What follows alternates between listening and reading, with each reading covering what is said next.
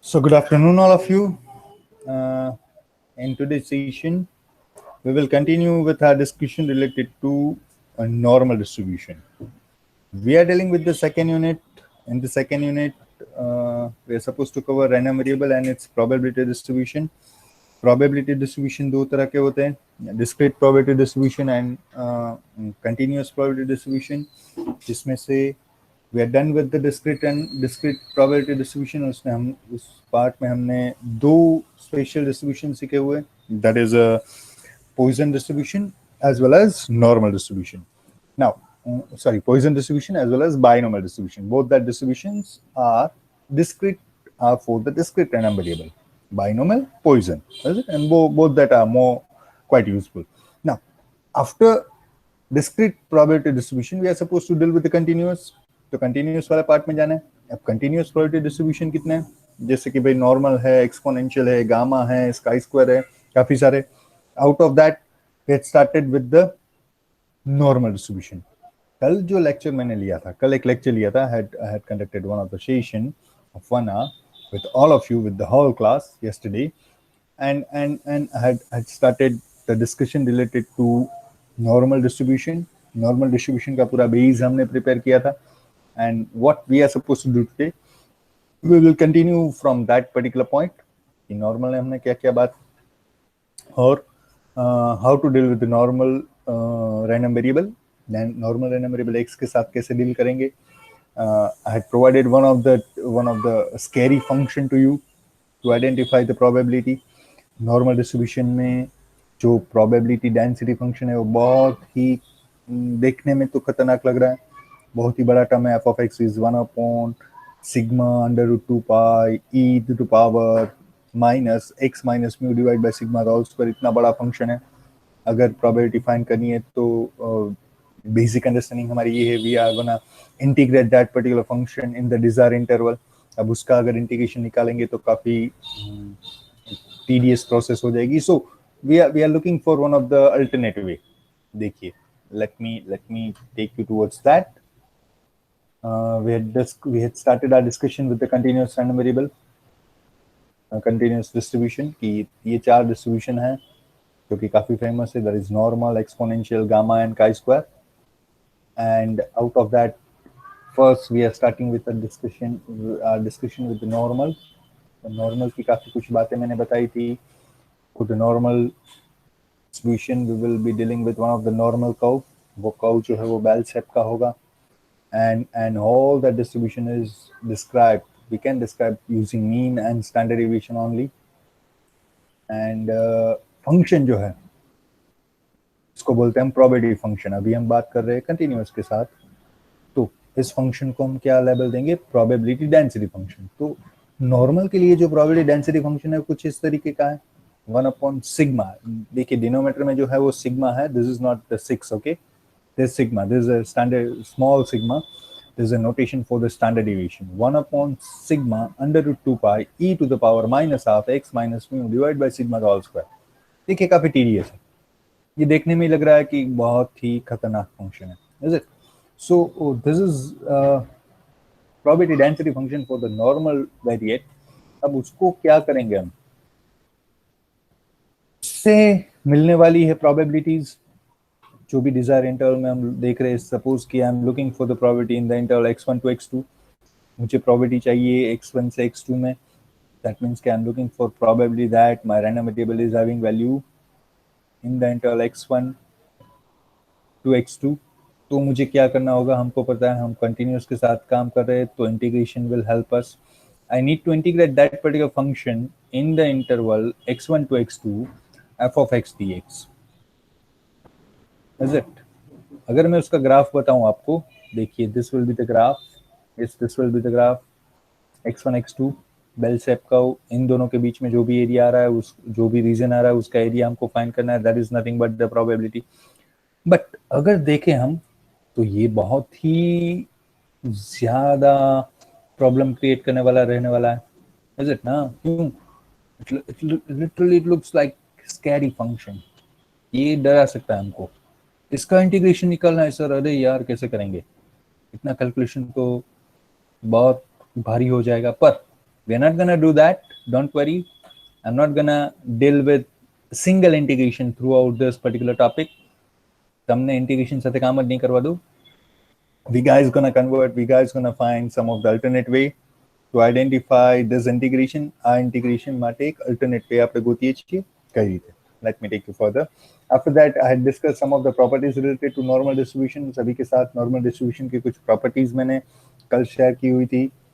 Bell shape है, symmetric curve है, uni model है, एक ही मोड रहेगा, मीन मीडियन मोड तीनों की वैल्यू सेम रहती है, फिर टोटल एरिया जो है वो 1 रहता है. दैट मीन्स कि अगर आप निकालें integration minus infinite to infinite that particular function, then वो इंटीग्रेशन ऑलवेज आपको 1 ही देगा, क्योंकि वो क्या है, what is this is nothing but the total probability, is it. And mean जो है, that particular ordinate will divide the entire curve into 2 equal parts, is it? So minus infinite to mu, हम बोल रहे हैं mu is a mean. So minus infinite to mu का integration निकालिए, या तो फिर mu से infinite का इंटीग्रेशन अगर हम निकाले तो वो exactly हाफ ही होगा. Then after कुछ और प्रॉपर्टीज थी, वो नॉन नेगेटिव ही है फंक्शन. और this was quite important information. 68.27% data will lie in the interval mu minus sigma, mu plus sigma. 95.45% data will be in the interval mu minus 2 sigma, mu plus 2 sigma. And 99.74% data will lie in the interval mu minus 3 sigma, mu plus 3 sigma. So this is the one of the beautiful information, beautiful result for the normal distribution. और इसी results की वजह से able we can say that this is the most useful, most practical distribution in the real life. Okay, so यहाँ तक बात की थी कल हमने. किसी को डाउट है यहाँ तक? Let me know. If you are good with this, then I will move for the next slide. But अगर कहीं पे डाउट है यहाँ तक तो प्लीज बताइए मुझे. Hello, am I audible to all of you? इस बैच का CR कौन है? Who is the CR of this particular batch? Mansi, na? Is it Mansi Padia is the CR? Might be. Yes, sir. Mansi कहाँ है? मानसी कल भी नहीं आई थी, मानसी आज भी नहीं आई है. ओ, CR खुद ही बंक कर रहा है, क्या करूँ मैं? क्या किसी को डाउट है यहाँ तक? Let me know. एक बार बता दीजिए, मुझे पता चले कि मुझे आगे जाना है या तो फिर कुछ इसमें से रिवाइज करवाना है. Are we good up to this? या तो चैट बॉक्स में डालिए या तो फिर अनम्यूट करके बोलिए. I am waiting.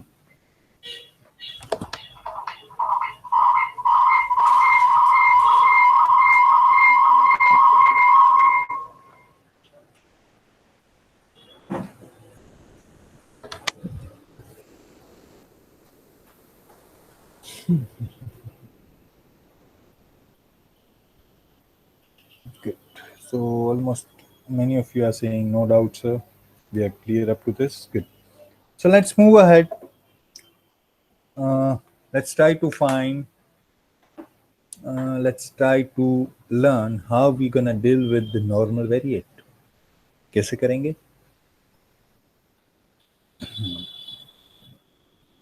Before that, let's quickly discuss some of the parameters related to normal distribution. That means parameters means mean, median, mode.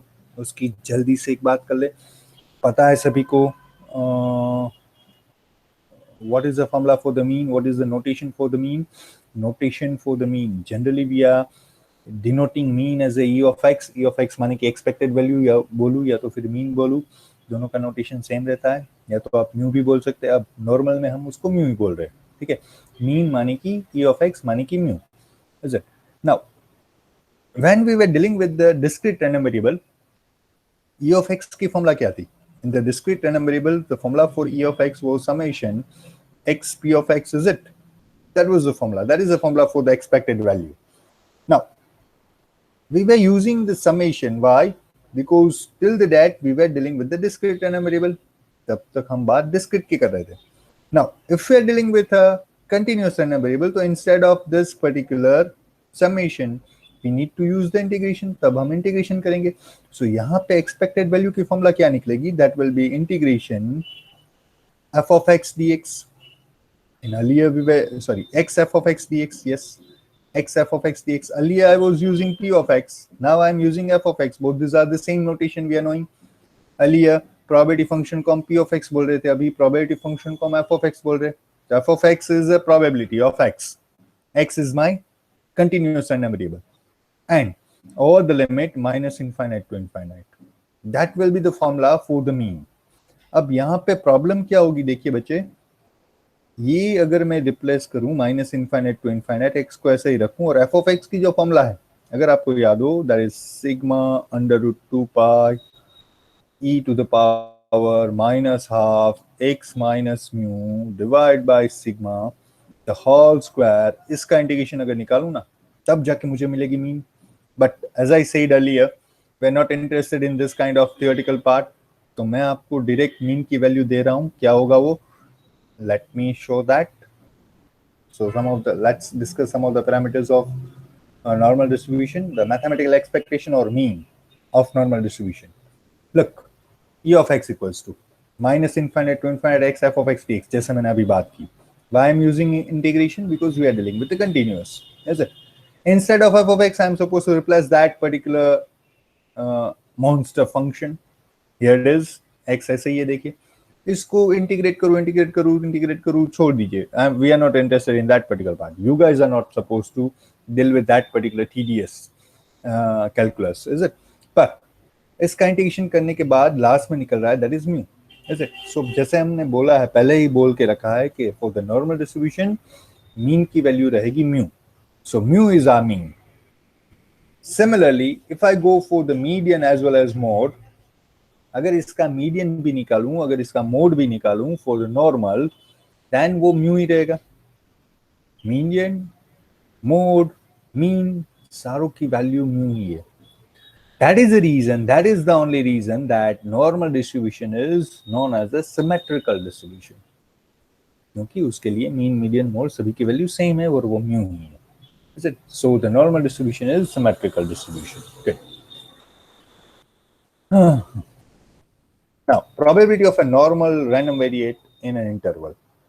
जैसे हमने अभी बोला था कि अगर कोई probability find करनी है, as we discussed earlier, if x is my normal random variate with mean mu and standard deviation sigma, then probability of x lying in the interval x1 to x2 will be given by, graphically ऐसे होगा. देखिए x1 के x1 x2 के बीच में जो भी x की value आ रही है उसकी probability find करनी है. That means I am looking for what I am looking for. That means I am looking for the area of this particular region जिसमें मैंने सेटिंग दी हुई है. इस रीजन का एरिया चाहिए मुझे, और हमको पता है एरिया कैसे मिल रहा है, इंटीग्रेशन से मिल रहा है. So that will B this probability that x1, my random variable x, is lying between x1 and x2. It will be integration over x1 to x2 f of x dx. f of x dx, just f of x. Okay, f of x तो ये जैसे हमने बोला था कि ये थोड़ा difficult है. Looks very difficult to deal with this integration, isn't it? Yes, it's difficult. Really, it's difficult. So what we are gonna do now? Here is the solution. We are not gonna deal with any such integration. Instead of dealing with such integration, such tedious integration, we guys gonna convert this particular normal variate x into one another normal variate z. हम ये जो x है ना, उसको convert करने वाले हैं नए नॉर्मल वेरिएट में. एक नया वेरिएबल है हमारे पास, एक और डिस्ट्रीब्यूशन जो कि पहले से डिफाइन हुआ है. तो मैं क्या करूंगा, ये जो x है जिसके लिए मुझे प्रोबेबिलिटी फाइंड करनी है, we are just interested in x, take care. पर x की प्रोबेबिलिटी फाइंड करना है तो ये इंटीग्रेशन करना पड़ेगा, जो कि मुश्किल है.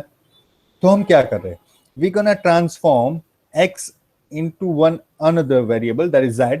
अब z क्या आपको नहीं पता है, वो मैं बताऊंगा आपको क्या. What is z? z is my another random variable, एक और रैंडम वेरिएबल है. और z जो है ना वो that will be known as a standard normal variate. Standard normal variate कैसे करेंगे देखते हैं। चलिए, z को मैं अज्यूम कर रहा हूं, z की अजम्पशन कुछ ऐसी है, z is equals to x minus mu divide by sigma. We are assuming that is one of the theoretical part. Once again, you are not supposed to worried about that.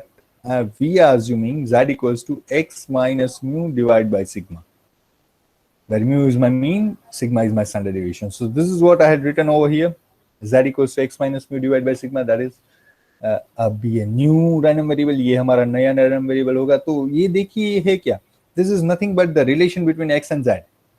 X और Z के बीच में एक relation है। अगर आपके पास x है तो Z में कन्वर्ट कर सकते हैं, जेड है तो एक्स में कन्वर्ट कर सकते हैं। ठीक है, so this we guys gonna use here is, यही फॉर्मूला है, x minus mu divide by sigma. और हमारे पास एक्सपेक्टेड वैल्यू है, मीन की वैल्यू है एक्स के लिए। We are knowing that expected value of x, if x is my normal variate, तो उसकी एक्सपेक्टेशन माने कि उसका मीन है mu. Now what we are doing, we are converting x into Z.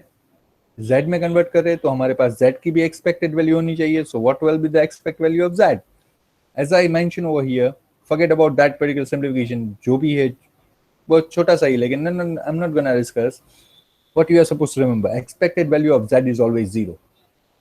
हम जो नया नॉर्मल वेरिएट यूज करेंगे उसकी एक्सपेक्टेड वैल्यू हमेशा 0 है, always, as well as its standard deviation will be 1. Look, here I had find the variance of z, simplify किया, थोड़ा simplify किया और मुझे मिल रहा है 1। अगर वेरिएंस 1 है तो 1 का स्क्वायर रूट जो है वो भी स्टैंडर्ड डेविएशन कहलाता है। So expected value of new random variable is always 0 and the standard deviation of new random variable, standard deviation of z, it will be always 1 because it will be a square root of variance, और variance 1 है तो 1 का square root 1 ही निकलेगा। तो ये दो information है ना, वो आपके दिमाग में होनी चाहिए। What is the expected value of new random variable z and what is the standard deviation of new random variable z? So उसकी expected value 0 है, उस standard variable की, नया normal standard variable की standard deviation जो है वो 1 है। ये याद रखनी चाहिए, ये आपके दिमाग में अब से होनी चाहिए, हम जब तक ये टॉपिक खत्म ना कर ले। ठीक है, कोई डाउट है तो प्लीज बोलना, पूछना। The distribution of z is also normal. देखिए z के बारे में ज्यादा नहीं बताया आपको, पर जो z हम यूज करने वाले हैं वो भी नॉर्मल वेरिएट है और उसका एक नया भी नाम है, उसको हम बोलेंगे स्टैंडर्ड नॉर्मल वेरिएट। पर रुक जाइए, what it says, if x is a normal random variable with mean mu and standard deviation sigma. x के लिए जो x, दो जो अभी वेरिएबल की हम बात करें उसमें से एक है x, one of the variable is x and other is mu. Let me compare both this. Wait, let me show by comparing. एक जो वेरिएबल की बात करें वो है x, एक जो वेरिएबल नया हम लेने वाले वो है z। अब इन दोनों में कुछ रिलेशन है, द रिलेशन इन दोनों के बीच में एक स्पेसिफिक रिलेशन है। वो रिलेशन क्या है, that is z equals to x minus mu divide by standard deviation, that is sigma.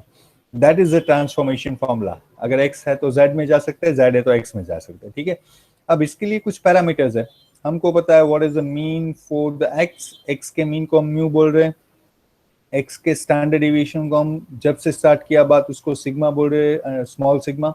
Is it, this are the mean and standard deviation for the normal variate x, जिसके लिए हम अभी काम कर रहे हैं। We are interested in this, take care. But इसके साथ काम करना मुश्किल है, तो हम क्या कर रहे हैं, z प्रिपेयर कर रहे हैं, z एक नया वेरिएबल ले रहे हैं, उसके लिए मीन ऑलवेज 1 होगा और standard deviation, sorry mean always 0 होगा, मेरी गलती, दैट वाज मिस्टेक, यस, इसका मीन ऑलवेज 0 होगा और उसका स्टैंडर्ड डेविएशन ऑलवेज 1 होगा। तो जब तक हम बात कर रहे हैं नॉर्मल के साथ, मानी कि x रैंडम वेरिएबल के साथ, उसको ऑलवेज हम ट्रांसफर करने वाले हैं z में। तो z के लिए ये दो पैरामीटर आपको याद ही होने चाहिए कि उसका मीन जो है वो हमेशा ऑलवेज 0 रहता है और उसका स्टैंडर्ड डेविएशन ऑलवेज 1 रहता है। Is it? So this is what I had mention in this particular line, that if x is a normal random variate with mean mu and standard deviation sigma, then z is a normal, z is also a normal random variate, वो भी एक normal random variate ही है जिसका कि mean 0 है और standard division 1 है. And since the parameter of the distribution of z are fixed, z के parameters fix है, जैसे मैंने बोला कि always यही रहेंगे 0 और 1. It is known as and is termed as standard normal distribution. z जो है ना उसका एक नया नाम है, z is standard normal variate, और उसका जो डिस्ट्रीब्यूशन है उसको हम बोल सकते हैं स्टैंडर्ड नॉर्मल डिस्ट्रीब्यूशन. अब यही एक ट्विस्ट बहुत बड़ा, यही एक ट्रिक है जिससे हम सारा वो इंटीग्रेशन वाला पार्ट निकाल देंगे और वो कोई भी प्रोबेबिलिटी है ना बहुत आसानी से मिलेंगी, बहुत आसानी से. Is it? So take care, z is also a normal distribution और उसका एक अलग से नाम है, that is standard normal distribution. Is it? तो कोई भी नॉर्मल डिस्ट्रीब्यूशन है उसको हम कन्वर्ट करेंगे स्टैंडर्ड नॉर्मल डिस्ट्रीब्यूशन से, वहां से आंसर लेके आएंगे और वो बोल देंगे कि भाई नॉर्मल डिस्ट्रीब्यूशन के लिए आंसर यही है. This will be the outline. Further, z is termed as another z is termed as standard normal variate. Yes. Thus, the distribution of any normal variate x can always be transformed into the distribution of standard normal variate z, जैसे कि मैंने अभी बोला. Now, ये देखिए, this is the way, this is the formula. मुझे अगर अब तक क्या कर रहे थे, पिछली 2 स्लाइड में मैं आपको लेके जाऊं, रुक जाओ, just be with me, yes, be here. ये देखिए, जस्ट फोकस ऑन दिस, इसके ऊपर फोकस कीजिए कि why we are introducing new standard variate z. जब मुझे प्रोबेबिलिटी चाहिए x की जो कि नॉर्मल वेरिएट है, x1 और x2 के बीच में उसकी प्रोबेबिलिटी चाहिए, तो इतना बड़ा इंटीग्रेशन करना पड़ रहा है, ये नहीं करना है. तो मैंने क्या किया, मैंने एक नया वेरिएबल z लिया, उसका formula x minus mu divide by sigma ऐसा कुछ फिक्स किया हुआ है हमने. तो इस फॉर्मूला से मैं x को भी कन्वर्ट करूंगा, x1 को भी कन्वर्ट करूंगा और x2 को भी कन्वर्ट करूंगा. इन तीनों को x1 x2 x3 sorry x1 x2 and standard normal variate x, इन तीनों को इस फॉर्मूला से कन्वर्ट करूंगा और मैं 3 नए नोटेशन यूज करूंगा. z1 is less than z2 is less than z2. Sorry, z1 is less than z is less than z2. Instead of finding this probability, we'll be finding this probability. ये हम find कर लेंगे और हमको पता है ये दोनों सेम है, तो जो इसकी प्रोबेबिलिटी आ रही है वही हम बोल देंगे कि this is the answer for this one. That is what we are gonna do. Let me take you for that particular slide once again. Yes, here it is.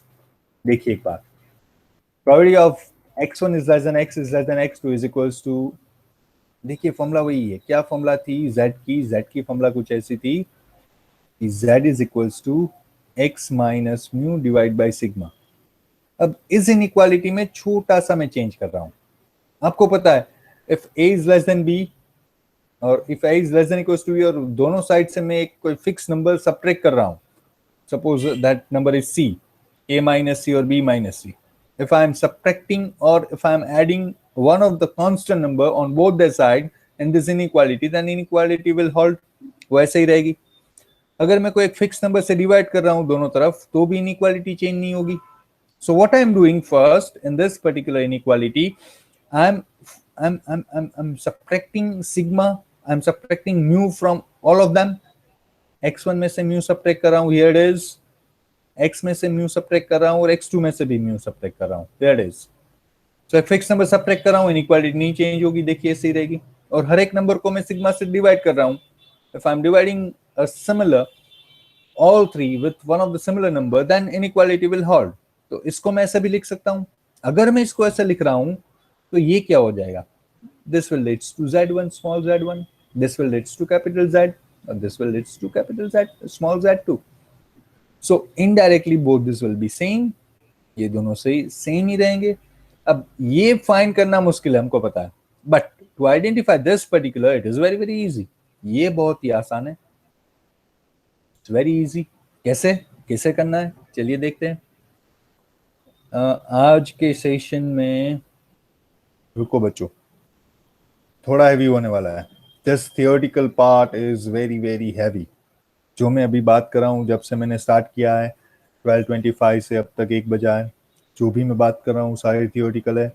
So I need you fully focus, you all are fully focus, तभी ये समझ में आएगा, वरना ये बहुत tough लगेगा। है बहुत आसान, पर ये फंडामेंटल अगर आपके दिमाग में क्लियर नहीं है, then you will not able to identify, you will not able to deal with the standard normal table. वो टेबल के साथ बात नहीं कर पाओगे, आप काम नहीं कर पाओगे। तो बताइए मुझे, प्लीज बताइए, are we good, are we good up to this? या तो फिर बोल दीजिए कुछ प्रॉब्लम है तो मैं रिपीट करूंगा बीच में कभी भी। प्लीज बताइए, बात कीजिए मुझसे, all of you please drop a message over the chat box, या तो फिर unmute yourself and talk to me. Am I clear to all of you? क्या अब तक कोई डाउट नहीं है आपके दिमाग में? है तो बताइए, नहीं है तो ठीक है। नहीं मजा आज नहीं पढ़ने का मूड तो भी बोल दीजिए, इट्स टोटली ओके। पर ये this is the only most important part from the chapter. इसमें हम कुछ भी रिस्क नहीं ले सकते। कितने लोग बोल रहे हैं? चल ये सांग बोल रहा है कि ठीक है सर। मानव, आदित्य, विधि, निकिता, बिपिन, निकिता। बाकी के कहाँ है? आदित्य, अनुज, आयुष, देवांश, दीपेन, गिरीश, जश, मंथन, पथिक, स्मित, बात करो। Good to go sir, okay good. Okay, कोई एक अनम्यूट करता हो पता चले। चल यशांग, अनम्यूट योरसेल्फ बेटा। यशांग, अनम्यूट योरसेल्फ। Yes sir. बता जेड क्या है? What is Z? Sir Z एक ऐसा मीन्स एक वेरिएबल है। नया वो स्टैंडर्ड वेरिएबल है, इज इट? जो नया हम फाइंड स्टार्ट। करें तो उसकी फॉर्मूला क्या है? सर उसकी फॉर्मूला है Z is equal to X minus mu upon sigma. Correct, उसकी फॉर्मूला ये है, ठीक है। और इसी से हर एक x1, x और x2 को हम कन्वर्ट करने वाले हैं, ठीक है। गुड, तुझे तो समझ में आ रहा है, अच्छी बात है। चल सो क्लियर है सर एकदम, क्या बात है, गिरीश तो बोल रहा है एकदम क्लियर है। गुड। अगर सच में ये सब सभी को क्लियर है ना, then I don't think so कि ऑनलाइन टीचिंग में कोई इश्यू है, क्योंकि this is the only part from the syllabus कि जहां पे मुझे आई वाज विशिंग कि भाई अगर मैं आपके साथ क्लास में होता ना तो ये बहुत अच्छी तरीके से होता। अगर यहाँ पे भी क्लियर करवा पा रहा हूँ तो अच्छी बात है। Okay, where z1 equals to x minus mu divided by sigma, z2 equals to x2 minus mu divided by sigma, बस उसका नोटेशन मैंने यूज किया। So finally, the probability that x1 minus x1 is less than x is less than equals to x2 is equals to the area under the standard normal curve between the ordinates z1 and z2। अब हमको नहीं पता है standard normal variate curve क्या है, is it? तो standard normal variate क्या होगा, स्टैंडर्ड नॉर्मल कर्व क्या होगा? देखिए, let me choose the screen once again because I need to draw one of the sketch left। देखिए ये था हमारा z, I'm just giving you a highlight of the part। मान लीजिए कि ये था हमारा स्टैंडर्ड, ये था हमारा नॉर्मल वेरिएट x। हमको पता है normal variate x it is a, उसका अगर कर्व निकाले तो वो बेल शेप कर्व है। This is x, this is p of x। ऐसे ऐसा नहीं है कि कुछ वो यहीं पे रहता है, हो सकता है कि if you gonna draw the curve तो कुछ ऐसे भी निकले, इट्स टोटली फाइन। पर एक बात फिक्स है कि वो बेल शेप का होगा, यहीं पे होगा ऐसा भी नहीं है, उससे भी आगे हो सकता है, मान लीजिए कि ऐसे भी हो सकता है, इट्स टोटली ओके। वो यहाँ पे भी हो सकता है, टोटली ओके। पर वो कोई भी हो, जब this is X, we are dealing with X right now, ये एक्स है, जब हम उसको ट्रांसफर करेंगे ना जेड में, वो जो फॉर्मूला लेके कि Z equals to X minus mu divide by sigma, इस फॉर्मूला से अगर हम उसको ट्रांसफर करेंगे तो जो नया जेड वाला डिस्ट्रीब्यूशन है ना, वो फिक्स है कि ऐसा ही दिखेगा। कैसे दिखेगा? Late me show you. जिसका मीन जो है वो 0 है और उसका स्टैंडर्ड डिविएशन 1 है, मानी कि वो ऐसा ही दिखेगा always. It will be always symmetric to Z axis, sorry Y axis, वो ऐसा ही रहेगा, पक्की बात है। This x-axis will represent z, normal variate z, and this will be p of z. और ये चेंज नहीं होगा. जैसे मैंने बोला कि यहाँ पे चेंज हो सकता है, यहाँ पे कुछ भी हो सकता है change. It might be like this. मैं एक दो तीन और कर्व डिराइव कर दूं. ये x है, हो सकता है ये बहुत दूर है यहाँ पे, इट्स क्वाइट पॉसिबल. हो सकता है वो यहाँ पे भी है, क्वाइट पॉसिबल. हो सकता है वो यहाँ पे. पर जो भी केस है, जब हम उसको इस फॉर्मूला से ट्रांसफर करेंगे ना, तो वो इसी केस में ट्रांसफर होगा. All of that will be transform in this where जिसका मीन जो है वो पक्का 0 होगा. This will be the mean and उसका स्टैंडर्ड डिवीजन 1 होगा. स्टैंडर्ड डिवीजन 1 होगा मानी कि वो -3 और +3 तक तो 99%, 99.45% डेटा कलेक्ट हो जाएगा. क्यों? क्योंकि हमने देखा था म्यू माइनस सिग्मा से म्यू प्लस सिग्मा, इस इंटरवल में कितने ऑब्जर्वेशन होते हैं? 68 पॉइंट समथिंग, 27%. और लास्ट एक देखा था म्यू -3 सिग्मा से लेके म्यू +3 सिग्मा, उसमें कितना ऑब्जर्वेशन आ जाता है? 99% ऑब्जर्वेशन आ जाते हैं उसमें. सो यहाँ पे देखिए आप, म्यू की वैल्यू क्या है हमको पता है, z है, तो म्यू की वैल्यू 0 है और उसका स्टैंडर्ड डिवीजन है 1 ही है. सो वो यहाँ पे मैं निकालूं मीन की वैल्यू 0, स्टैंडर्ड डिवीजन 1, तो 3 into 1 3, 0 - 3 it will be -3 +3. -3 से +3 में उसमें 99.42% डेटा आ जाएगा. दैट मीन्स के -3 से वो एक्स एक्सिस के बिल्कुल करीब रहेगा, +3 पे भी वो एक्स एक्सिस से बिल्कुल करीब रहेगा, कभी एक्स एक्सिस को छूने वाला नहीं है. सो जो पूरा ये जो नया बना ना, उसको हम बोलते हैं standard normal curve.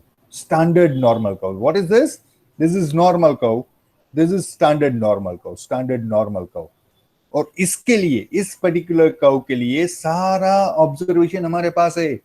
We are having all this data, यहाँ पे कितना है, यहाँ पे कितना है, यहाँ पे कितना है, यहाँ पे कोई भी इंटरवल में चाहिए आपको चाहिए अगर इन दोनों के बीच में वेट, आपको अगर चाहिए कि I just want to find that how many % of data are lying in this interval, इन दोनों के बीच में कितना है, बहुत आसानी से मिलेगा. वो डेटा हमारे पास है. अगर आपको चाहिए कि 0 से लेके 2 तक या तो 1.5 तक कितना डेटा आ रहा है, तो वो हमारे पास टेबल है, उसको बोलेंगे हम नॉर्मल टेबल. उससे वो डेटा बिल्कुल आसानी से निकलेगा. सो क्या हो गया देखिए, अभी यहाँ पे 2 ऑर्डिनेट थे, x1 x2. मान लीजिए ये x1 था, ये x2 था. इन दोनों के बीच का मुझे एक रीजन फाइंड, इन दोनों के बीच जो रीजन आ रहा है उसका एरिया फाइंड करना था, तो बहुत मुश्किल हो रहा था.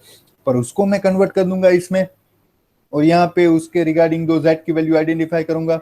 उसके बीच में कितना एरिया है उसका टेबल है हमारे पास, उसको हम नॉर्मल टेबल बोलेंगे. वो क्या है, चलिए दिखाता हूं. सो जो भी मैंने बात की, what we are doing, normal variate x को हम कन्वर्ट कर रहे हैं स्टैंडर्ड नॉर्मल वेरिएट z में. इससे तो कि वो formula x minus mu divide by sigma से. इससे क्या होने वाला है, ये जो कर्व है ना, जो कि जिसका सेंटर कुछ भी हो सकता है, जिसका मीन कुछ भी हो सकता है, इट इज नॉट कंपल्सरी कि हर बार उसका मीन 0 ही हो, उसका मीन कुछ भी हो सकता है. उसको हम ट्रांसफर कर देंगे एक ऐसे नॉर्मल स्टैंडर्ड नॉर्मल कर्व में जिसका मीन ऑलवेज 0 ही होगा. और x1 x2 के लिए हम कोई दो वैल्यू फाइंड कर लेंगे, z1 z2. to identify x1 x2 area between x1 x2, we'll be dealing with z1 and z2. Instead of dealing with x1 x2, we will be dealing with z1 z2. ये बहुत आसान है, बहुत ही आसान. So let me ask once again, are we clear? Are we clear again, please? क्या अभी भी कोई डाउट नहीं है किसी को? सच बताना, हाँ भाई, प्लीज सच बताना. एक्नॉलेज तो कीजिए यार. I am asking something to all of you. Standard normal variate z होता है तो मीन 0 कैसे हो जाता है? देख बेटा, स्टैंडर्ड नॉर्मल वेरिएट का मीन 0 क्यों है? कोई कौन बोला? वो कौन बात कर रहा था? यशंक. हाँ यशंक, रुक जा. हाँ यशंक, देख, સ્ટાન્ડર્ડ નોર્મલ વેરિએટની ફોર્મ્યુલા છે જો x minus mu divide by sigma. આ અઝમ્પશન છે આપણે લીધેલું છે. Is it? Yes or no? Yes. Good. હવે એનું મીન હું ફાઇન્ડ કરું. Mean means expected value. Is it so? Expected value of z, that means z is what? X minus mu divided by sigma. तो इसके ऊपर अगर मैं expected value apply करना चाह रहा हूं तो तुझे पता है सिग्मा इज अ कांस्टेंट, तो 1 by सिग्मा को मैं बाहर रख सकता हूं एक्सपेक्टेड वैल्यू से, रख दिया. હવે આ એપ્લાય કરું બે ઉપર, e of x minus e of mu. e of mu, mu ફરીથી કોન્સ્ટન્ટ છે તો કોઈ કોન્સ્ટન્ટ નું એક્સપેક્ટેડ વેલ્યુ એ જ રહેશે mu. So finally we will have e of x minus mu, e of x itself a mu, mu minus mu, it will be 0, 0 into 1 by sigma, it will be 0. That is the reason that y expected value of a new standard normal variate z is 0. કારણ કે આપણી assumption જ એવી છે બેટા, જો x minus mu divided by sigma. સમજાય છે હવે? યસ. પક્કા બેટા? કે હજી ડાઉટ છે પ્લીઝ કહેજો તું. Look, જ્યારે હું આ વાત કરું તો I had skipped this particular thing. Why? You are not interested. You are not supposed to deal with this kind of data. આમાં તને કઈ કદાચ તું ન એને એક્સપ્લેન કર, ન એને સમજ તોય વાંધો નથી. પણ જ્યારે તને ક્વેશ્ચન થાય, આવો ક્વેશ્ચન થાય કે why the mean of new standard variable is 0, why the standard deviation is 1 in each and every case. Sir તમે કોઈ પણ કર્વ આપો z વાળો, નોર્મલ વાળો, તમે એને સ્ટાન્ડર્ડ નોર્મલ વેરિએટમાં લ્યો તો દર વખતે મીન 0 જશે. શું દર વખતે સ્ટાન્ડર્ડ ડેવિએશન 1 જ હશે? હા 1 જ હશે. હા એનો મીન 0 જ હશે. Here is the proof. આ પ્રૂફ છે કે ના માટે? મીન માટે બેટા. Here is the proof for the standard deviation. હવે સ્ટાન્ડર્ડ ડેવિએશન નથી મેં ફાઇન્ડ કર્યું, મેં ફાઇન્ડ કર્યું છે વેરિયન્સ. વેરિયન્સ 1 આવે તો સ્ટાન્ડર્ડ ડેવિએશન એ 1 જ આવે, કારણ કે વેરિયન્સ નું square root, that is nothing but the standard deviation. Am I clear once again? Yes sir. Good. I'm requesting all of you, जितने भी बच्चे यहाँ पे है, I'm accepting some of the things that this particular lecture is quite heavy for you guys. अगर आज आपको बीच में कभी भी ऐसा लगे कि सर आज बहुत हो गया, ठीक है बस यहाँ तक रखिए, तो आज के लिए कोई इशू नहीं है, ठीक है. I will allow you guys. We will have a talk. हम बात करेंगे, कोई बात नहीं. ऐसा नहीं है कि हम जल्दी लेक्चर खत्म करने के. I'm not saying like that. But जहां तक आपको थियरी है ऐसा लगे कि भाई आज बहुत हो रहा है सर, इससे ज्यादा नहीं समझ में आएगा, इससे ज्यादा दिमाग में नहीं जाएगा, तो मुझे बता देना. Let me take you further. कभी भी ऐसा लगे बता देना, ठीक है चल. So how to deal with the standard normal variate z? अब हमने सीख लिया कि भाई x के साथ काम करना मुश्किल है, z के साथ काम करना आसान है. x को z में कैसे कन्वर्ट करते हैं वो भी पता चल गया. तो अब क्या करेंगे? x को z में कन्वर्ट करेंगे, पर z को भी तो आइडेंटिफाई करना है ना. वो तो एक छोटी सी बात अभी बाकी है. तो z को आइडेंटिफाई करने के लिए भी कुछ ट्रिक है, कुछ मेथड्स है जो आनी चाहिए हमको. चलिए वो देखते हैं. How to deal with the standard normal variate z. z से कैसे बात करेंगे, z से कैसे काम करेंगे. चल अब देख, ये हो गया पहला केस. ऐसा 3-4 केसेस में डिस्कस करने वाला हूं अभी. रुक जाओ, I need to choose my pen. अब क्या क्या केसेस हो सकते हैं देखिए. Let me be little bit more specific. We are interested to find probability that x1 is less than x is less than x2. और एक बात अभी बता दूं, पूरे नॉर्मल वाले केस में कभी भी ये स्ट्रिक्टली लेस देन है या लेस देन और इक्वल्स टू है, इससे कोई फर्क नहीं पड़ेगा. whether you are dealing with less than or equals to, whether you are dealing with the strictly less than, each and everything will be always same. क्यों? क्योंकि we are dealing with the continuous random variable, और continuous random variable में कोई एक छोटे से point के पास अगर आप प्रोबेबिलिटी फाइंड करें, that will be surely around 0. वो बहुत कम होगी, 0 ही होगी. So हम strictly less than ले रहे हैं या less than equals to ले रहे हैं, उससे कोई फर्क नहीं पड़ेगा. ठीक है, that is what we are interested to find. अब इसको मान लीजिए मैंने कन्वर्ट कर दिया और मुझे आ गया दो z1 z2 की वैल्यू मिल गई. z1 is less than z2. मैंने कोई भी फॉर्मूला वो अप्लाई कर दिया z का ट्रांसफॉर्मेशन वाला, और मुझे z1 z2 मिल गया. अब ये z1 z2 के ऊपर केसेस है. हो सकता है z1 नेगेटिव है, z2 पॉजिटिव है. हो सकता है दोनों नेगेटिव है, z1 z2 both are negative. हो सकता है both are positive. So regarding to that particular, I am discussing the first case. If z1 and z2 both are positive, अब ये हम कहां देखेंगे z1 z2 both are positive? उसको हम प्लॉट करेंगे स्टैंडर्ड नॉर्मल कर्व में. अब जो भी हम प्लॉटिंग करेंगे वो स्टैंडर्ड नॉर्मल कर्व की करेंगे, कभी हम नॉर्मल कर्व की बात नहीं करेंगे. ओह सॉरी, अब इसका पूरा प्लॉटिंग मैं करूंगा स्टैंडर्ड नॉर्मल कर्व में. Let me draw it once again. I'm good with the drawing, but on the whiteboard, not on the digital pad. Sorry. Yes. तो स्टैंडर्ड नॉर्मल कर्व जो है वो तो ऐसा ही रहता है जैसे मैंने अभी बताया. Is it? This is my Z. This is P of Z. And as I said, उसका पिक always जीरो के ऊपर रहेगा.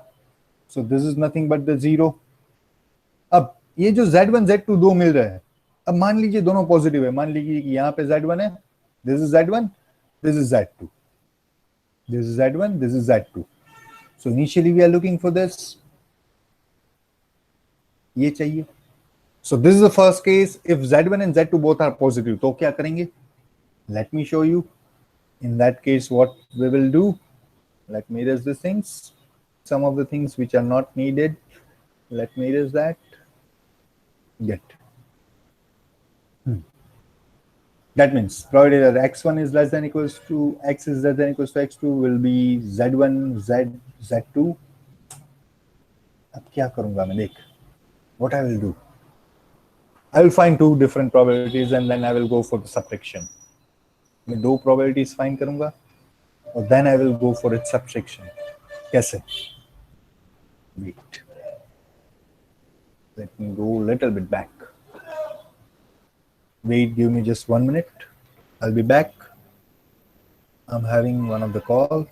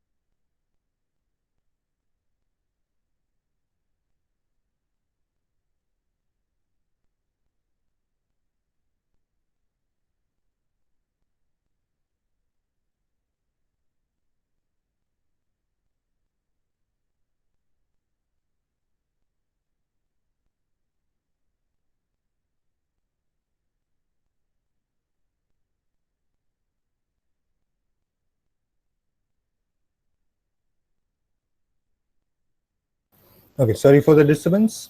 Now I'm back once again. Wait. Yes, so what we will do? We will deal with the standard normal table.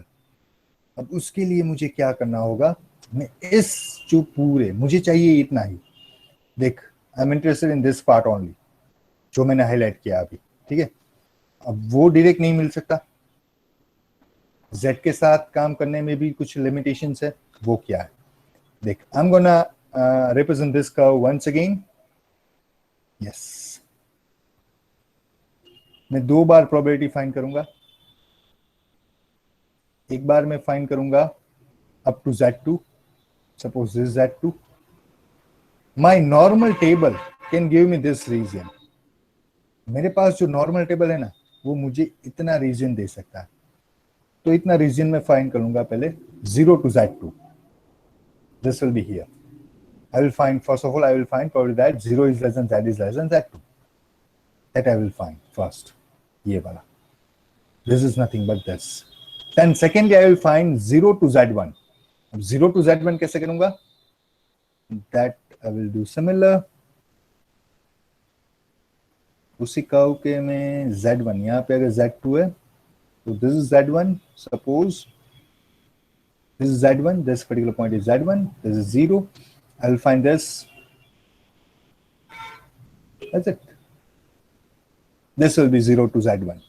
Now, this is 0 to Z2. यहाँ पे कहीं Z1 है. This is 0 to Z1. And now I will go for the subtraction. कि मैं इस reason में से अगर इसको subtract कर दूँ तो मुझे जो मिलने वाला है, we guys will rest with this particular portion.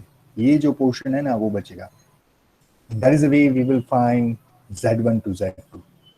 Probability between Z1 to Z2. Let me show you. एक बार दिखा दूं. Yes. Probably that x1 is less than x is less than x2, area under the normal curve from 0 to z2 minus area under the normal curve from 0 to z1. This will be converted into this, और z1 z2 के बीच में. तो इसको दो हिस्सों में divide करेंगे. पहला में इतना पूरा, sorry,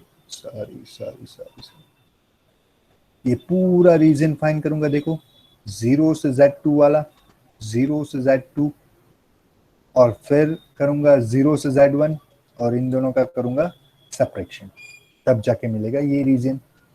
so this is what we gonna do. अब ये कैसे करना है, 0 टू z2 वाली प्रॉपर्टी कैसे फाइंड करनी है, 0 टू z1 वाली प्रॉपर्टी कैसे फाइंड करनी है, वो हमारे पास टेबल होगा. So wait for that. शायद कुछ दिक्कत हो यहाँ पे, please let me give you 1 minute. पूछिए, क्वेश्चन हो तो पूछिए please. Look, you can not take this particular thing lightly. मुझे पता है ये थोड़ा ऑनलाइन में समझने में दिक्कत होगी, पर जो भी दिक्कत है पूछिए. Share, then I will able to solve your queries. Then I will able to solve your queries. Please throw your question towards me. I'll reply. Are we clear? कितने लोग हैं यहाँ पे जो ठीक से अटेंड कर रहे हैं? भारत माता की जय बोलवानी पड़ेगी एक बार, जरूरत है.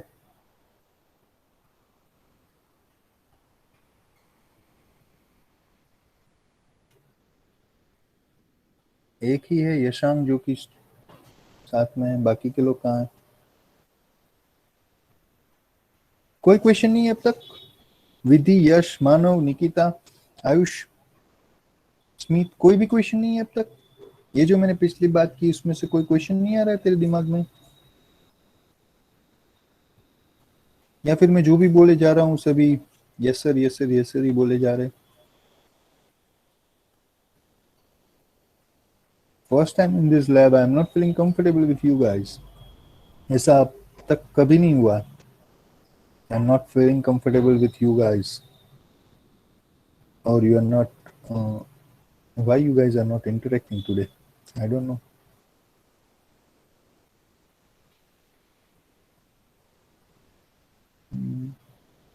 Let me go ahead then. Case 2 हो सकता है z1 is negative, z2 is positive. If z1 is negative, z2 is positive, in that case the curve will look like this. Observe, z2 is on left hand side of 0 and z2 is on positive side on the right hand side than 0. Then in that case what we can do, the table which I am having will just able to give me the value on right hand side of the 0. जो मेरे पास normal table है, let me show you once. पहले एक बार वही दिखा दूं, फिर yes here is. This will be the standard normal table we are gonna deal with. अब इसमें जो भी ये सारी वैल्यूज है ना, that is just from 0 to right hand side. z कहाँ पे है? z मान लीजिए 1 पे है, z 2 पे है, z 2.5 पे है, z 1.79 पे है. So these all values are from 0 to left hand side. Sorry, from 0 to right hand side only. Is it one more thing we are having, that this curve is symmetric. So jitni value, if my z is, suppose if my z is, this particular z is 1.25, तो इसका जितना भी area आ रहा है ना, probability between 0 to 1.25, वही area आएगा probability between 0 to -1.25. अगर यहाँ पे मैं -1.25 लूं, तो इसका जितना एरिया है, suppose the area of this particular is 0.37, तो ये एरिया भी 0.37 ही होगा, because this particular curve is totally symmetric about this particular ordinate, that is mean. 0 के साथ, 0 वाली ये जो लाइन है ना, उसके साथ ये कर्व पूरा सिमेट्रिक है. सो इसकी कुछ लिमिटेशन है टेबल की, कि 0 से लेफ्ट हैंड वाला पार्ट ही दे रहा है. हो सकता है हमारा z नेगेटिव भी है, तो नेगेटिव पार्ट में अगर z लाई कर रहा है तो क्या करेंगे? That is what our second case is. In that case, yes this is, in that case what I will do, I will find area under the normal curve from 0 to z1, 0 to z1 से मैं find करूंगा, पर sir z1 तो positive, z1 तो negative है, फिर भी I will consider that particular as a positive और 0 to z1 वाला कंसिडर कर लूंगा। 0 से z1 के बीच में जितना एरिया है वही होगा 0 से माइनस z1 के बीच में, जैसे मैंने अभी बताया। और then I will calculate 0 to z2, 0 to z1, 0 to z2 दोनों कैलकुलेट कर लूंगा, चाहे z1 नेगेटिव भी हो। I will be surely able to add both this because this curve is totally symmetric about the ordinate, which is mu, which is actually 0. Z equals to 0 is the curve is the ordinate for this कि जिसके पास ये पूरा curve standard normal वाला curve symmetric है। क्या फिर से मैं सभी के दिमाग में क्लियर हूं? The information is clear with all of you. Am I making this session so little bit heavy? Am I making this session quite heavy now? Is it like that? Or we need to have the introduction in between? Aditya sir, once we start solving some question, sample question, I get to totally understand this. Yeah, surely. वो जैसे ही उसके ऊपर जाएंगे तो बहुत आसान होगा, पर it is not like that कि अभी नहीं समझ में आ रहा है तो तब समझ जाएंगे, ऐसा नहीं होगा। अगर अभी समझ रहे हो छोटी सी बात तो तब जाके आप क्वेश्चन सॉल्व कर पाओगे, बाकी नहीं कर पाओगे। Okay. Hello guys. Should I wait for a fresh session? Are you feeling like that? Or I need to continue with this different cases? Please बताइए, बात कीजिए। It should not be one way. This communication must not be single way communication. Aditya, okay sir का क्या मतलब है? मैं क्या पूछ रहा हूँ, आप क्या बोल रहे हो?